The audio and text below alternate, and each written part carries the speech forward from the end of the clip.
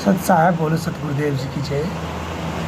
ये जो मानव जीवन है बहुत ही अनमोल है। इस मनुष्य जीवन के रहते अगर हम सभी भक्ति नहीं करते हैं तो मनुष्य जीवन है जो कि ऐसे ही बर्बाद चला जाएगा। तो इस मनुष्य जीवन को आप यूँ ना बर्बाद जाने दें, यूँ ही बर्बाद ना जाने दें और इस मनुष्य जीवन को रहते हुए आप सभी भक्ति कर लेते हैं तो आप वह स्थान प्राप्त करते हैं जहाँ पर वेद और गीता निर्देश करता है कि ऐसे भक्ति करना चाहिए, कैसे भक्ति करना चाहिए, किस आधार से भक्ति करेंगे तो हमें मोक्ष की मुक्ति की प्राप्ति होगी। और इस सदग्रंथ को अगर आप लेकर चलते हैं तो आप मोक्ष को प्राप्त कर सकते हैं, क्योंकि इन्हीं सदग्रंथ के अंदर वह प्रमाण मिलता है जिस प्रमाण से आप दृढ़ हो सकते हैं, आपका मन दृढ़ हो सकता है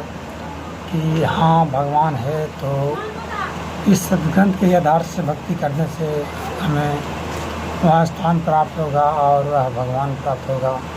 तो सभी को शास्त्रों के आधार से भक्ति करनी चाहिए। और मैं अभी बता दूं कि अभी के समय में सिर्फ संत रामपाल जी महाराज जी सभी शास्त्रों के आधार से ज्ञान बता रहे हैं, तो उनके सत्संग को सुनना चाहिए। उनके प्रवचन जो आते हैं साधना चैनल पर उनको समझना चाहिए और उनके सत्संग के माध्यम से आप उस भक्ति को प्राप्त कर सकते हैं जो अभी वेद गीता का मैंने कही बात, उससे भक्ति को प्राप्त करके आप उस स्थान को प्राप्त कर सकते हैं जहाँ पे भक्ति करने के बाद में सब जाते हैं।